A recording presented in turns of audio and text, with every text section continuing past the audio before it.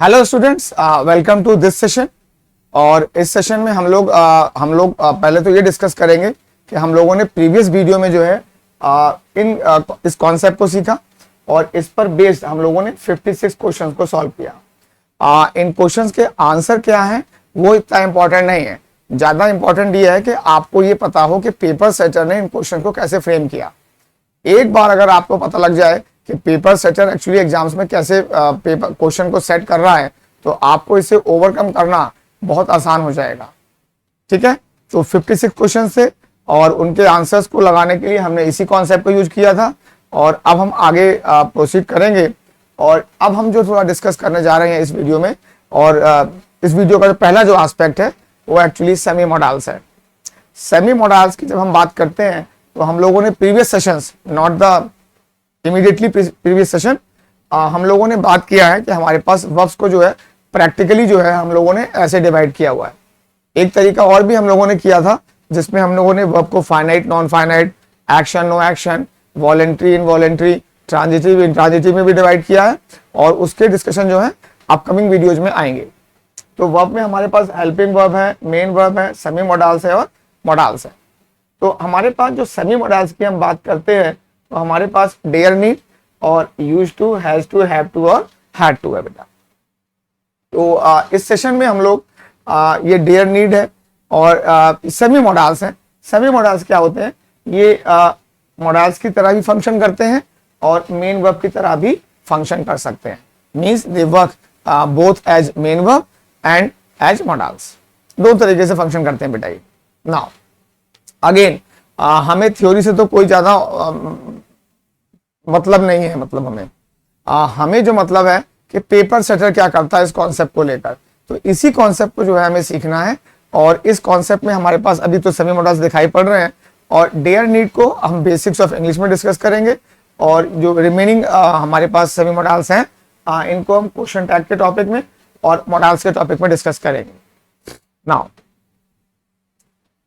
इस कॉन्सेप्ट को ढंग से सीखने के लिए, प्रॉपर्ली अंडरस्टैंड करने के लिए ये नेसेसरी है कि हम ये जाने कि एक अफर्मेटिव सेंटेंस को नेगेटिव और एक अफर्मेटिव सेंटेंस को इंट्रोगेटिव में कैसे चेंज किया जाता है। ठीक है, और ये बहुत डिफिकल्ट नहीं है। This is what you know, और इसमें कोई भी मतलब एक रॉकेट साइंस वाला लॉजिक अप्लाई नहीं होता है, बहुत ही आसान है। और वो ये है अफर्मेटिव से नेगेटिव या अफर्मेटिव से इंट्रोगेटिव। तो अफर्मेटिव से जब हम नेगेटिव एक किसी सेंटेंस को चेंज करते हैं तो हम वहां पर हेल्पिंग वर्ब या मॉडल। अब ध्यान रहे हमारे पास हेल्पिंग वर्ब कितने हैं वो अभी मैंने डिस्कस किया और प्रीवियस वीडियो में डिस्कस किया जा चुका है। There are only 3 verbs that are categorized as helping verb: be form, have और do. have also means has or had and do also means does and did. ठीक है, तो हेल्पिंग वर्ब और मॉडल के बाद जो है हमें नॉट लगाना है। अगर ये आपको समझ में आ गया तो सेमी मॉडल्स का कॉन्सेप्ट भी आपको काफी इजीली समझ में आ जाएगा। और अफर्मेटिव नेगेटिव से अफर्मेटिव को जब इंट्रोगेटिव करते हैं बेटा तो हम लोग हेल्पिंग वर्ब या मॉडल को सब्जेक्ट से पहले यूज कर देते हैं। तो विद एग्जाम्पल समझाएंगे। और जब हम कह रहे हैं कि अफर्मेटिव से नेगेटिव बनाने के लिए हम लोग हेल्पिंग वर्ब या मॉडल के बाद जो है नॉट का यूज करते हैं। इसके बहुत एक आध एक्सेप्शन भी है, तो ये आ फ्यू एक्सेप्शंस यहाँ पे लिखा हुआ है। तो that is what can be discussed in advance sessions. और एडवांस सेशन बस सुनने में एडवांस हैं, वो डिफिकल्ट नहीं होंगे। रीजन भी कि हम बेसिक्स ऑफ इंग्लिश में पहले ही सुन के जा रहे हैं कि आगे क्या क्या होने जा रहा है। अगर कोई चीज आपके पास अचानक से आ जाए, अनएक्सपेक्टेडली आ जाए, तो वो आपको शायद ट्रबल कर सकती है। But because you are already aware with the various concept that we are going to discuss in the upcoming sessions and even in the advance session, so there should not be much problem. बहुत ज्यादा problem नहीं होनी चाहिए। तो अब चलिए example से हम चेक करते हैं। हमारे पास 2 अफर्मेटिव सेंटेंस हैं, Ravi played chess and Ravi came here. अब इन दोनों को नेगेटिव बनाएंगे तो रवि प्लेड चेस हो जाएगा बेटा Ravi does not play chess and Ravi came here, Ravi did not come here. अब इन 2 सेंटेंसेज को जब हम इंट्रोगेटिव में लेंगे तो does Ravi play chess helping verb या मॉडल को हम क्या करते हैं सब्जेक्ट से पहले करते हैं इंट्रोगेटिव बनाने के लिए। और रवि केम हियर का जो हमने इंट्रोगेटिव फॉर्म किया है that is did Ravi come here.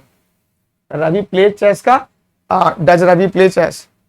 तो ये एक ऐसा कॉन्सेप्ट है जो हम सबको आता है, लेकिन इसी कॉन्सेप्ट को यूज करके देखिएगा सेमी मॉडल्स में क्या किया गया है। आगे बढ़ेंगे।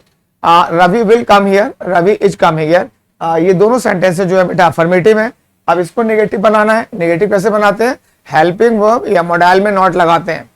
तो हम लोगों ने मॉडल में नॉट लगा दिया नॉट, और is am are was were ये सब हेल्पिंग वर्ब्स हैं, तो हम लोगों ने नॉट लगा दिया। ठीक है। अब इन्हीं दो सेंटेंस का जब हम इंट्रोगेटिव फॉर्म करेंगे तो कैसे बोलेंगे? विल रवि कम हियर या इज रवि कमिंग हियर। तो रवि इज कमिंग हियर ये हो गया इंट्रोगेटिव, और रवि विल कम हियर आपका interrogative will Ravi come here होगा। और एग्जाम्पल्स ले लेते हैं। Ravi has come here and Ravi should come here. तो Ravi has come here, Ravi hasn't come here, Ravi shouldn't come here.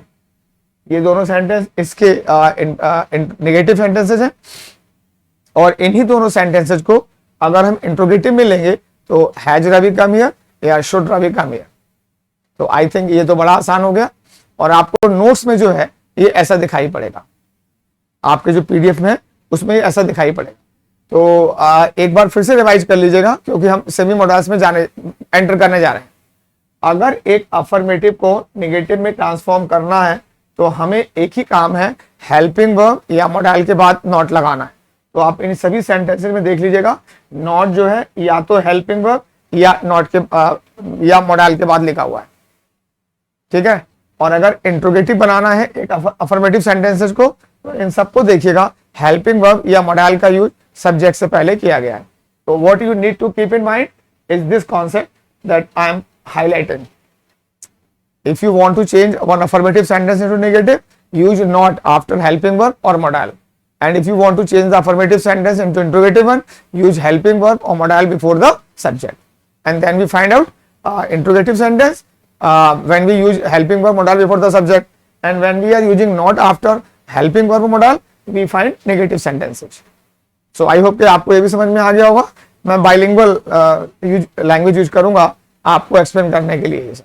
चलिए आगे आइए। अब समरी हो गई हमारी ये, और ये कॉन्सेप्ट जो आप पहले से जानते हैं। अब लेकिन आप पेपर सेटर को देखिएगा, पेपर सेटर क्या करता है। आइए, डेयर और नीड मेन वर्ब भी है, डेयर और नीड मॉडल भी है, इसीलिए इसको कैटेगरी जो दी गई है वो सभी मॉडल की कैटेगरी दी गई है, जो हम पहले ही डिस्कस कर चुके हैं सभी मॉडल्स होते क्या हैं। नाउ जब डेयर और नीड एक मेन वर्ब की तरह काम करते हैं तो ये अपने बाद टू इन्फिनिटिव लेते हैं या एक नाउन ले सकते हैं। ठीक है। और अगर डेयर और नीड मॉडल है, और हर मॉडल क्या करता है, बेयर इन्फिनिटिव का यूज करता है। ये हम लोगों ने प्रीवियस सेशन में भी डिस्कस किया, और इस पर बेस काफी क्वेश्चन को सॉल्व किया हम लोगों ने। तो डेयर नीड अगर मेन वर्ब है तो ये या तो टू इन्फिनिटिव का यूज करेगा या एक नाउन का यूज करेगा। जैसे मैं बहुत सिंपल सेंटेंस लिख रहा हूं, आई नीड अ पेन, मुझे एक पेन चाहिए, तो इसने एक नाउन का यूज कर लिया।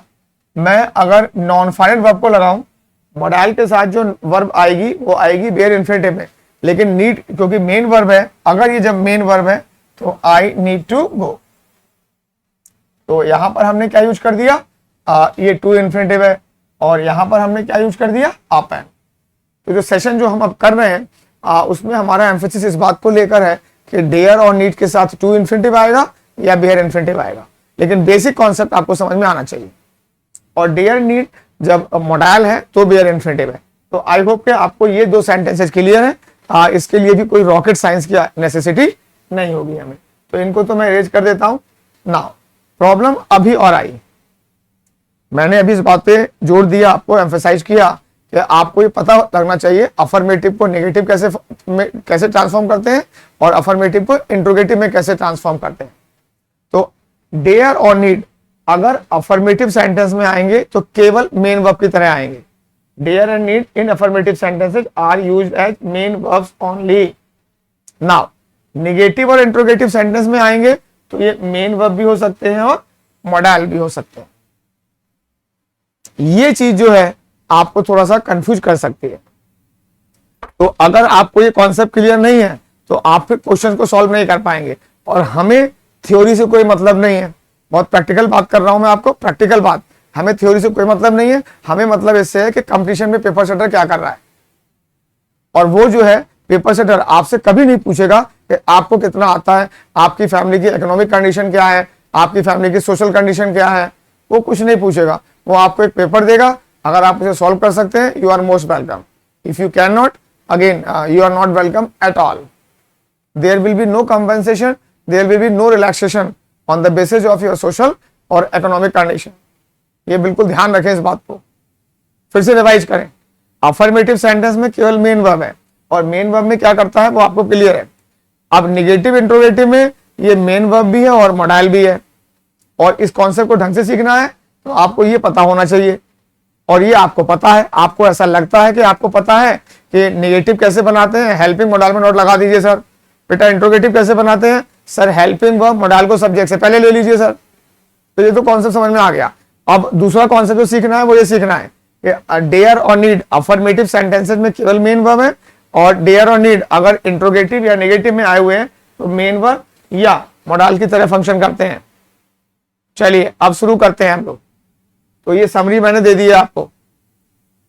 तो इन क्वेश्चंस को सॉल्व करते हुए हम एक प्रोटोकॉल को फॉलो करेंगे, और प्रोटोकॉल ऊपर लिखा हुआ है। तो पहला प्रोटोकॉल ये है, अब प्रोटोकॉल का पहला स्टेप ये है कि हम लोग इन सेंटेंसेस को पहले कंफर्म करें ये अफर्मेटिव है या नेगेटिव इंट्रोगेटिव है। तो इन दो सेंटेंसेस को आप पाएंगे कि ये दोनों अफर्मेटिव सेंटेंसेस हैं। अब ये अफर्मेटिव सेंटेंस है तो जो वर्ड आया है अफर्मेटिव है, तो डेयर नीड क्या होगा, केवल मेन वर्ब होगा, और मेन वर्ब होगा तो अपने साथ क्या लेगा, ये टू इन्फिनिटिव लेगा। अगर मेन वर्ब है तो यहाँ लिखा हुआ है मेन वर्ब की तरह ये केवल जो है मेन वर्ब में केवल टू इन्फिनिटिव का यूज करते हैं। ठीक है, अब क्योंकि ये मेन वर्ब है तो सब्जेक्ट के अकॉर्डिंग आएगा। शी के साथ क्या आएगा, डेयर्स। दे के साथ क्या आएगा, dare. She goes to college and they go to college. इस कॉन्सेप्ट को सीखने में किसी को कोई प्रॉब्लम नहीं है। तो पहला सेंटेंस जो है इसका आंसर क्या हो जाएगा, शी डेयर्स टू गो। और ये डेयर्स क्या है, एक मेन वर्ब है। क्यों सर मेन वर्ब क्यों है, क्योंकि ये सेंटेंस अफर्मेटिव है, और अफर्मेटिव में डेयर नीड क्या होते हैं, मेन वर्ब। सेकंड सेंटेंस भी क्या है, अफर्मेटिव है। तो अफर्मेटिव है तो डेयर क्या हो गया, ये मेन वर्ब हो गया। ये दोनों वर्ब जो हैं एक्चुअली मेन वर्ब्स हैं, और मेन वर्ब है तो डेयर और नीड टू इन्फिनिटिव या नाउन का यूज करते हैं। यहाँ पर दोनों के साथ टू इन्फिनिटिव का यूज किया जाएगा। तो ये दो सेंटेंसेस आपको क्लियर है। तो अब हम आगे बढ़ते हैं। अब ये 3 सेंटेंसेस हमारे पास हैं, 3 सेंटेंसेस हमारे पास। तो प्रोटोकॉल का पहला स्टेप क्या है कि पहले आप ये पता करिए कि ये अफर्मेटिव सेंटेंस है या नेगेटिव है या इंट्रोगेटिव है। तो हमें दिखाई पड़ता है ये तीनों सेंटेंस जो है नेगेटिव है। अब एक अफर्मेटिव को नेगेटिव कैसे बनाते हैं, वो हम हेल्पिंग वर्ब या मॉडाइल में नॉट ऐड करते हैं। हेल्पिंग वर्ब और मॉडाइल में नॉट ऐड करते हैं। तो यहाँ पे जो नॉट ऐड हुआ है वो डज नॉट में हुआ है, डज में हुआ है, मतलब ऐड डज नॉट लगा के हमने इसको नेगेटिव बनाया। तो डज नॉट क्या हो गया, ये डज क्या हो गया, ये तो हेल्पिंग वर्ब है। और इंट्रोगेटिव कैसे बनाते हैं, या तो नेगेटिव कैसे बनाते हैं, या तो हेल्पिंग में नॉट लगाइए या मॉडाइल में नॉट लगाइए। नेगेटिव सेंटेंस है तो नेगेटिव की बात कर रहे हैं बेटा। ठीक है, अगर ये हेल्पिंग वर्ब है तो फिर शी डज नॉट गो होगा, शी डज नॉट गोज नहीं होगा। तो डेयर्स नहीं आएगा और डेयर आएगा। ये डिस्कशन हम लोगों ने प्रीवियस वीडियो में किया है। तो ये क्लियर है कि डेयर क्या है, यहाँ पे मेन वर्ब है, और मेन वर्ब है तो किसका यूज करेगा, टू इन्फिनिटिव का। नीचे आप आंसर चेक करिए, she does not dare to go there alone. तो यहाँ पे ये क्या हो गया, नेगेटिव कैसे बनता है, हेल्पिंग में नॉट लगाओ या मॉडाइल में लगाओ। हेल्पिंग वर्ब कितनी है, 3 ही है केवल। डू डज डिड पहली category, has have had second category, third category be form is am are was verb. तो ये हेल्पिंग वर्ब में नॉट लगा के हमने नेगेटिव बनाया है, तो ये मेन वर्ब हो गया, और मेन वर्ब है तो टू इन्फिनिटिव आएगा। सेकंड सेंटेंस को, फोर्थ सेंटेंस देखेंगे, इसमें भी नॉट लगा हुआ है, और नॉट हमने डेयर या डेयर्स के साथ लगाया है। और नॉट हम किस में लगा सकते हैं, हेल्पिंग वर्ब या मॉडाइल में लगा सकते हैं। और ये डेयर हेल्पिंग वर्ब है नहीं, हेल्पिंग वर्ब हमारे पास केवल 3 ही है। तो डेफिनेटली यहाँ पे अब मॉडाइल हो गया ये। और मॉडाइल अगर मैं लिखूं, शी लिखूं, तो शी के साथ भी क्या आएगा, कैन आएगा। और अगर मैं दे लिखूं तो दे के साथ भी कैन आएगा, आई के साथ भी कैन आएगा, वी के साथ भी कैन आएगा। मतलब मॉडाइल जो है वो सब्जेक्ट के नंबर के अकॉर्डिंग चेंज नहीं होते। अगर हम मेन वर्ब लगाएं यहाँ पे गो, तो यहाँ पे शी के हिसाब से क्या आ जाएगा, गोज। दे के साथ क्या आएगा, गो। तो मेन वर्ब की फर्स्ट फॉर्म जो है वो सब्जेक्ट के अकॉर्डिंग चेंज होती है, लेकिन मॉडल सब्जेक्ट वर्ब एग्रीमेंट में पार्टिसिपेट नहीं करते। मॉडल सब्जेक्ट वर्ब एग्रीमेंट में पार्टिसिपेट नहीं करते, ये पता रहे आपको। तो अब नॉट किस में लगा हुआ है, और नॉट जिसमें लगता है वो या तो हेल्पिंग वर्ब होगा या मॉडल होगा। हेल्पिंग वर्ब ये है नहीं, तो ये क्या हो गया, मॉडल। मॉडल सब्जेक्ट के हिसाब से चेंज नहीं होते हैं, तो यहां पर मॉडल, ये मॉडल बना हुआ है और मॉडल सब्जेक्ट के अकॉर्डिंग चेंज नहीं होंगे। तो एक तो हमारा अच्छा फोर्थ में है तो डेयर नॉट आएगा, और जब ये मॉडल है तो किसका यूज करता है, डेयर इन्फिनिटिव का, तो हम क्या लगाएंगे, go. She dare not go there alone. Okay, अब आइएगा फिफ्थ पे। ये सेंटेंस भी नेगेटिव है, ये सेंटेंस भी फिफ्थ सेंटेंस भी नेगेटिव है, और इस बार नॉट किस में लगा हुआ है, हेल्पिंग वर्ब में नॉट लगा हुआ है। डू है एक हेल्पिंग वर्ब है, तो अगर ये हेल्पिंग वर्ब है तो फिर डू नॉट के बाद do not play, do not sing, do not talk, do not walk, do not study, do not run, do not walk, do not play, सब मेन वर्ब आते हैं। तो ये डेयर भी क्या हो गया, मेन वर्ब। और जब डेयर मेन वर्ब है तो क्या लेगा, टू इन्फिनिटिव, तो यहां पर क्या आएगा, टू गो।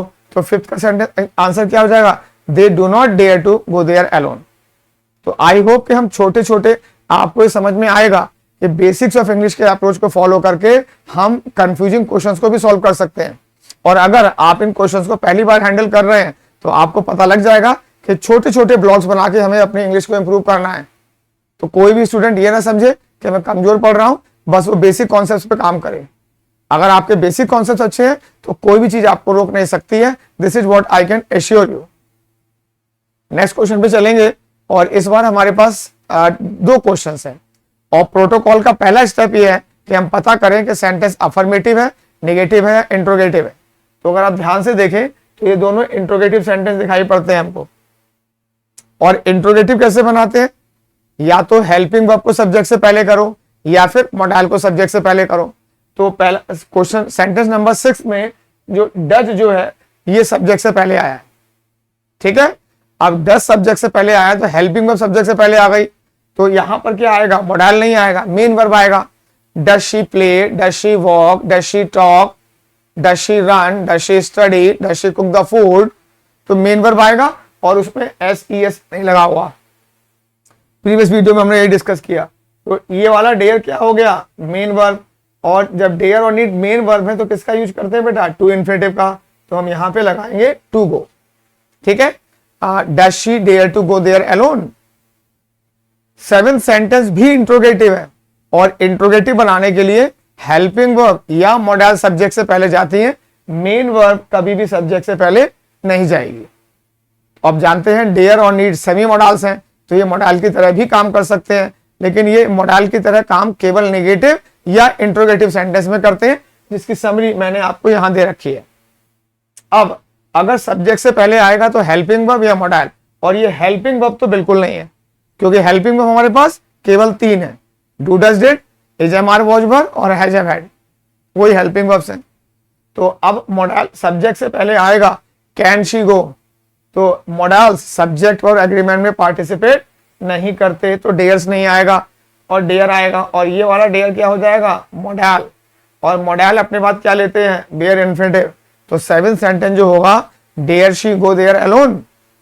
ये दोनों सेंटेंस जो हैं इन दोनों का मतलब अलग है, लेकिन ये डेयर हमने कैसे यूज किया है, एज अ मेन वर्ब।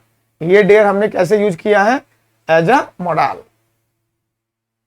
ठीक है जी। तो अगले सेंटेंस पे चलेंगे हम लोग, और अगले में ये दोनों भी इंट्रोगेटिव सेंटेंसेज हैं। अब इंट्रोगेटिव में हमने देर से पहले क्या लगा दिया, सब्जेक्ट से पहले क्या लगा दिया, हेल्पिंग वर्ब। हेल्पिंग वर्ब लगा दिया तो डेयर क्या हो गया, main verb. Do they play, do they sing, do they walk, do they talk, तो सिंग टॉक वॉक क्या है, मेन वर्ब है, तो डेयर भी क्या हो गया, मेन वर्ब। और मेन वर्ब में किसका यूज करता है, टू इन्फिनिटिव का, तो यहाँ पे गो नहीं आएगा, ये हो जाएगा do they dare to go there alone, और डेयर यहाँ मेन वर्ब है। अब सब्जेक्ट से पहले अगर आप किसी चीज को यूज करोगे तो या तो वो हेल्पिंग वर्ब होगा या मॉडल होगा। हेल्पिंग वर्ब ये है नहीं, सब्जेक्ट से पहले हेल्पिंग वर्ब हमारे पास 3 ही है, be form, is am are was were, has have had और डू डज डिड, वो ये है नहीं। तो ये वाला डेयर क्या हो गया, ये डेयर हो गया मॉडल, और मॉडल अपने साथ किसका यूज करते हैं, बेयर इन्फिनिटिव का। तो 9 सेंटेंस होगा, dare they go there alone. तो मैं आपको सजेस्ट करूंगा कि इस वीडियो को यहां पर कुछ समय के लिए पॉज करिए और इन सभी क्वेश्चंस को रिवाइज करिए, ठीक है। और जब आ जाए तो अब आगे बढ़िएगा, मैं आपके साथ आगे चल रहा हूं। 10th पे आइएगा। इस सेंटेंस में पहले प्रोटोकॉल का पहला स्टेप क्या है कि आप ये चेक करो कि ये अफर्मेटिव है, नेगेटिव है, इंट्रोगेटिव है। तो आप सेफली कह सकते हैं ये सेंटेंस सर अफर्मेटिव है। अब अफर्मेटिव में डेयर क्या होता है, मेन वर्ब होता है, और मेन वर्ब में किसका यूज करेगा, टू इन्फिनेटिव का। तो ये इस सेंटेंस में आपका जो आंसर होगा टू टॉक। नेक्स्ट सेंटेंस पे जाते हैं। They need not. नॉट हम किस में लगाते हैं, या तो हेल्पिंग वर्ब में या मॉडल में, या तो हेल्पिंग वर्ब या मॉडल। हेल्पिंग वर्ब नीड है नहीं, तो क्या हो गया, ये नीड क्या हो गया, मॉडल। ये मॉडल की तरह यूज हो रहा है, और मॉडल होगा तो हम किसका यूज करेंगे, बेयर इन्फिनेटिव का हम यूज करेंगे। तो 11th में जो हम यूज करेंगे वेट आएगा। सेंटेंस नंबर 12 भी एक इंट्रोगेटिव सेंटेंस है, और इंट्रोगेटिव सेंटेंस बनाने के लिए या तो मॉडल को पहले लेकर आओ या हेल्पिंग वर्ब को लेकर आओ। हेल्पिंग वर्ब डेयर है नहीं, हेल्पिंग वर्ब 3 ही है। वो कॉन्सेप्ट भी आपको सीखना पड़ेगा कि हमारे पास केवल 3 हेल्पिंग वर्ब्स हैं। तो डेयर क्या हो गया, डेयर क्या हो गया, डेयर हो गया मॉडल, मॉडल हो गया। और मॉडल के साथ हम किसका यूज करते हैं, बेयर इन्फिनेटिव का। और बेयर इन्फिनेटिव कौन है यहाँ पे, टॉक है। तो 12th का जो आंसर है वो टॉक हो जाएगा। आगे और बढ़ेंगे। ये 2 सेंटेंस हैं। प्रोटोकॉल का पहला स्टेप क्या है, पहले आप ये चेक करो कि ये अफर्मेटिव है, नेगेटिव है, इंट्रोगेटिव है। तो आपको सेंटेंस नंबर 13 नेगेटिव दिखाई पड़ेगा। अगला क्वेश्चन, नेगेटिव बनाते कैसे हैं, हेल्पिंग वर्ब या मॉडल में नॉट लगाते हैं। डिड एक हेल्पिंग वर्ब है, तो डेयर क्या हो जाएगा, ये मेन वर्ब हो जाएगा। डू डज डिड के बाद जो मेन वर्ब आती है फर्स्ट फॉर्म में आती है, उसमें एस ई एस या आई एस ऐड नहीं करते हैं। ये हम लोगों ने प्रीवियस वीडियो में देखा बेटा। ये तो मेन वर्ब हो गया, और मेन वर्ब अगर हो गया तो ये अपने साथ बेयर इन्फिनेटिव का यूज नहीं करेगा, ये यूज करेगा टू इन्फिनेटिव का। तो मैंने एंटर को हटा के क्या कर दिया, टू एंटर, और बाकी सेंटेंस जो है लिखा हुआ है, the room without permission. She did not dare to enter the room without permission, वो कंप्लीट सेंटेंस ये है। सेंटेंस नंबर 14 एक इंट्रोगेटिव सेंटेंस है। इंट्रोगेटिव बनाने के लिए हमें हाउ, वाई, व्हेन, वेयर नहीं चाहिए, उसके बगैर भी इंट्रोगेटिव बन जाते हैं। हमें चाहिए हेल्पिंग वर्ब या मॉडल सब्जेक्ट से पहले। अब ही क्या हो गया, प्रोनाउन है, सब्जेक्ट बन सकता है, तो सब्जेक्ट है भी इनफैक्ट। तो डेयर क्या हो गया हमारा, मॉडल हो गया, और मॉडल सब्जेक्ट से पहले जाएगा। तो हेल्पिंग वर्ब तो ये है नहीं, क्योंकि हेल्पिंग वर्ब तो सर 3 है हमारे पास, तो ये हेल्पिंग वर्ब तो है नहीं, तो ये मॉडल है। मॉडल के साथ आप बेयर इन्फिनेटिव का यूज करेंगे, टू इन्फिनेटिव का यूज नहीं करेंगे। तो यहां से टू को हम रिमूव कर देंगे। How dare he abuse my friend. Next में आइएगा, ये 2 सेंटेंस देखिएगा। 15 सेंटेंस जो है एक इंट्रोगेटिव सेंटेंस है। इंट्रोगेटिव, और इंट्रोगेटिव हमने कैसे बनाया है, हेल्पिंग वर्ब से बनाया है। Do does did, has have had, is am are was were helping verb है, तो ये हो गया हेल्पिंग वर्ब। तो ये क्या हो जाएगा, मेन वर्ब। और मेन वर्ब, अगर ये मेन वर्ब है तो हमें क्या लगाना है, टू इन्फिनेटिव। तो रिफ्यूज को हटाकर हम लोग किसका यूज करेंगे, टू रिफ्यूज का यूज कर देंगे। Sentence number 16 negative sentence. Negative sentence कैसे बनाते हैं, या तो हेल्पिंग में नॉट लगाओ या मॉडल में नॉट लगाओ। हेल्पिंग ये है नहीं, मॉडल में नॉट लग सकता है, और मॉडल सब्जेक्ट के नंबर के अकॉर्डिंग चेंज नहीं होते। तो यहाँ पे जो नीड्स है इसे हमें क्या करना पड़ेगा, नीड करना पड़ेगा, और आंसर जो हो जाएगा he need not go to market. ये वाला डेयर क्या है, मेन वर्ब। ये वाला नीड क्या है, मॉडल। मॉडल क्या लेगी, बेयर इन्फिनेटिव। मेन वर्ब क्या लेंगे, टू इन्फिनेटिव। तो एक छोटा सा कॉन्सेप्ट मैंने आपको सिखाया, और आपको मैंने क्वेश्चंस कराए जो इस पर आते हैं। अब हम कुछ एक्चुअल क्वेश्चंस को करेंगे। ये जो 16 सेंटेंसेस थे ये एक्चुअली मैंने समझाने के लिए लिए हुए हैं, लेकिन ये क्वेश्चन जो है आपका सीजीएल मेंस का क्वेश्चन है 2019। नाउ प्रोटोकॉल का पहला स्टेप क्या है, प्रोटोकॉल का पहला स्टेप ये है कि आप ये चेक करिए कि ये सेंटेंस अफर्मेटिव है, नेगेटिव है या इंट्रोगेटिव है। तो आप सेफली एज्यूम कर सकते हो कि ये एक अफर्मेटिव सेंटेंस है। अब अफर्मेटिव सेंटेंस है, अब इसको चेक करिएगा। यू के हिसाब से नीड लगाया जाएगा, क्योंकि अफर्मेटिव है तो नीड क्या हो जाएगा, मेन वर्ब हो जाएगा। मेन वर्ब, मेन वर्ब है तो अपने बात क्या लेगा, ये टू इन्फिनेटिव लेगा। तो आंसर हमारा जो होगा ए फॉर आगरा, ये हो जाएगा। अब सर बॉम्बे में भी, बी फॉर बॉम्बे में भी टू इन्फिनेटिव दिया हुआ है, लेकिन बेटा यू के साथ में you need a pen, you needs a pen नहीं आएगा। यहां वर्ब की प्रॉब्लम है। यहां पे वर्ब तो सही है, लेकिन फिर या तो आएगा और नीड या तो लेगा टू इन्फिनेटिव या फिर लेगा एक नाउन, वो आपको दिखाई पड़ रहा है। और हमने कंफर्म कर लिया कि नीड जो है यहाँ पर एक ये नीड जो है मेन वर्ब है, क्योंकि सेंटेंस जो दिया गया है बेटा वो अफर्मेटिव में दिया गया है। ठीक है ना। अब दिल्ली में आओ, दिल्ली में हमने क्या यूज किया हुआ है, हमने यूज कर दिया है बेयर इन्फिनेटिव, बेयर इन्फिनेटिव। लेकिन नीड यहाँ पे क्या है, अफर्मेटिव सेंटेंस में आया हुआ है।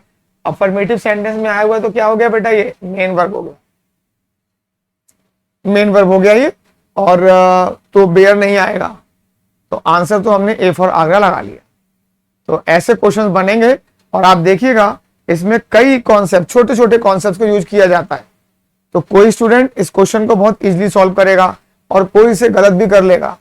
आप इस क्वेश्चन को करने के बाद, मेरे डिस्कशन करने के बाद अपने आप से पूछिएगा कि अगर आप बेसिक्स ऑफ इंग्लिश पे ध्यान नहीं देंगे तो आप क्या ऐसे क्वेश्चंस को करेक्ट तो सॉल्व ना करने के अलावा कोई विकल्प ही नहीं है आपके पास। करेक्ट तो सॉल्व करना ही करना है, करेक्ट तो करेक्टली ही सॉल्व करना है क्वेश्चन को, लेकिन हमें जल्दी भी करना होगा एक्चुअल पेपर में। ठीक है। और आपको मैंने जैसा कि फर्स्ट वीडियो में बताया, मैं आपको ग्रामर में उन बच्चों के रावल लेके जाऊंगा जो 1 साल से तैयारी कर रहे हैं, उनके रावल लाके खड़ा कर दूंगा, आपको सबको ले आऊंगा। मैं बोल रहा हूं ऐसा, तो इसमें आप थोड़ा सा एश्योरेंस आपको होना चाहिए। Next question, if somebody attacks you, you, अब यू के हिसाब से अब सेंटेंस पहले चेक करो, ये अफर्मेटिव है, नेगेटिव है, इंट्रोगेटिव है। तो इजिली आप पता कर सकते हो ये अफर्मेटिव सेंटेंस है। निगेटिव क्यों नहीं है, क्योंकि हेल्पिंग वर्ब मोडाल में नॉट नहीं लगा हुआ है। इंट्रोगेटिव क्यों नहीं है, क्योंकि सर हेल्पिंग वर्ब या मोडाल सब्जेक्ट से पहले नहीं यूज किए गए। तो सेंटेंस जो है हमारा अफर्मेटिव ही है।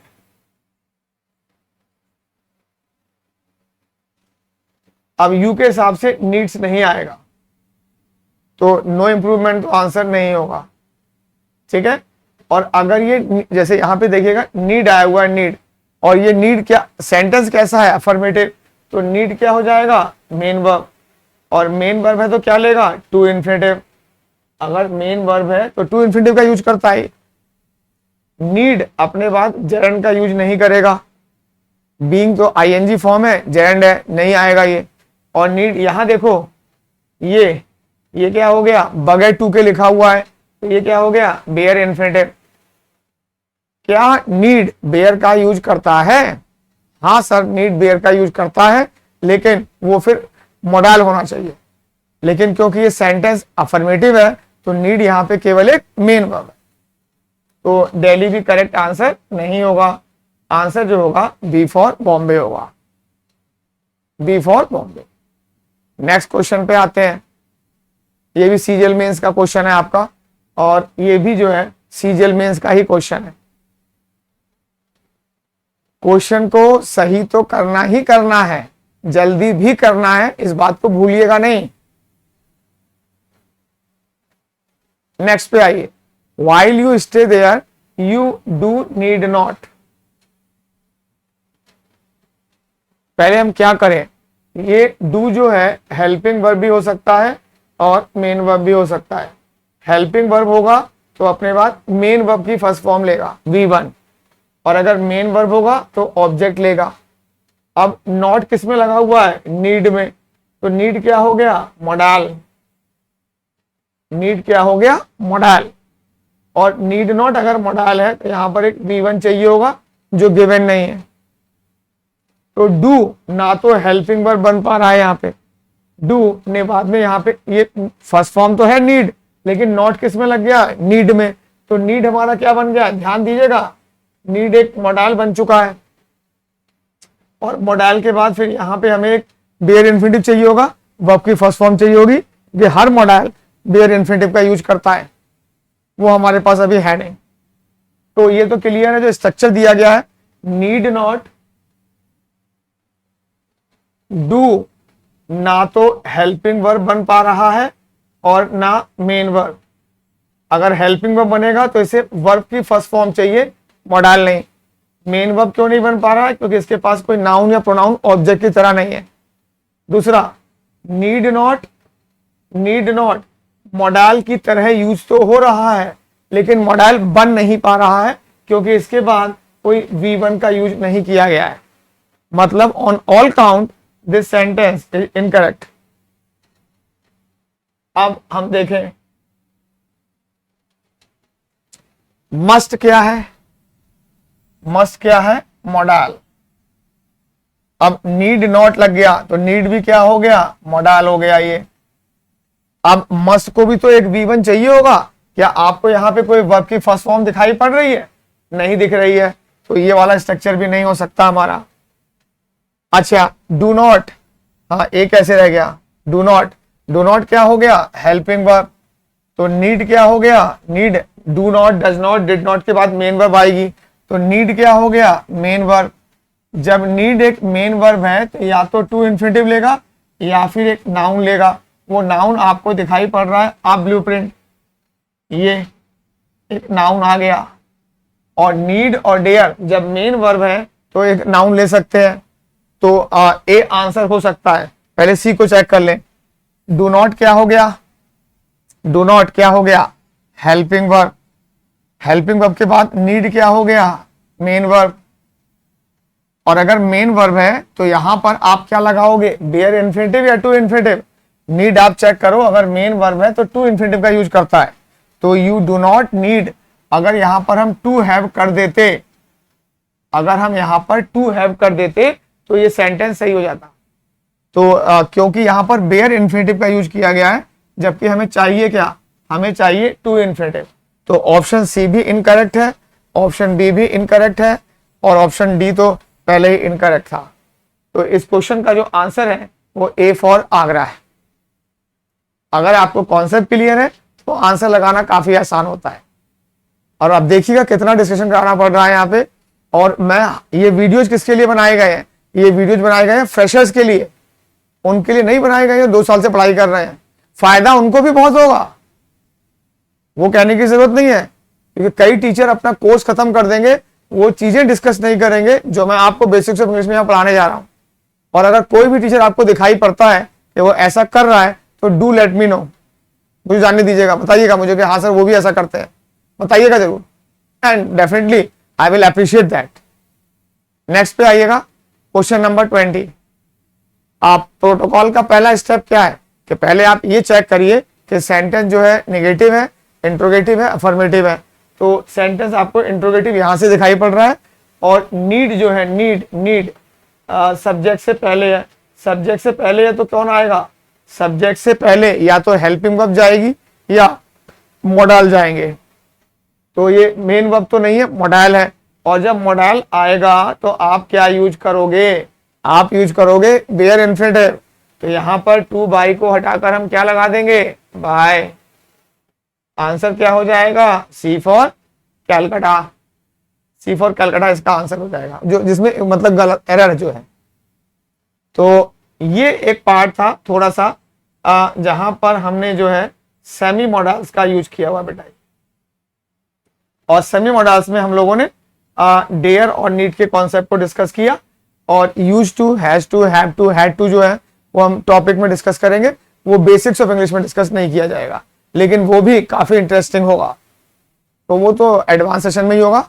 बेसिक्स ऑफ इंग्लिश में आपको अब ये पता होना चाहिए कि सेमी मॉडल्स एग्जाम्स में कैसे यूज किए जा सकते हैं, और इसके लिए हमने डेयर और नीड का यूज किया हुआ है। अब जो हम पढ़ने जा रहे हैं, अभी तक हम लोगों ने हल्का फुल्का आइडिया, नाउन क्या होता है, प्रोनाउन क्या होता है, एडजेक्टिव क्या होता है, एडवर्ब क्या होता है, वो पढ़ लिया। लेकिन अभी कई क्वेश्चंस हैं जो अनआंसर्ड है, जिनका आंसर हमारे पास नहीं है। जैसे कि सर वॉलंटरी इनवॉलंटरी वर्ब क्या होती है सर, हमें नहीं मालूम। सर ट्रांजिटिव इंट्रांजिटिव हमको नहीं मालूम है सर। सर टेंस में एरर कैसे बनेगी, नहीं मालूम सर। सर हमें ये भी नहीं मालूम कि कंजंक्शन में एरर कैसे बनती है सर। तो कंजंक्शन में एरर कैसे बनती है ध्यान दीजिएगा। अब हम पार्ट्स ऑफ स्पीच और टॉपिक्स को इस पर्सपेक्टिव, इस दृष्टिकोण से डिस्कस करेंगे कि इनमें पेपर सेटर्स किस प्रकार हमको कंफ्यूज करते हैं, ताकि जब हम एडवांस सेशन में जाएं तो हमें पहले से ही पता हो कि क्वेश्चंस को कैसे फ्रेम किया जाता है।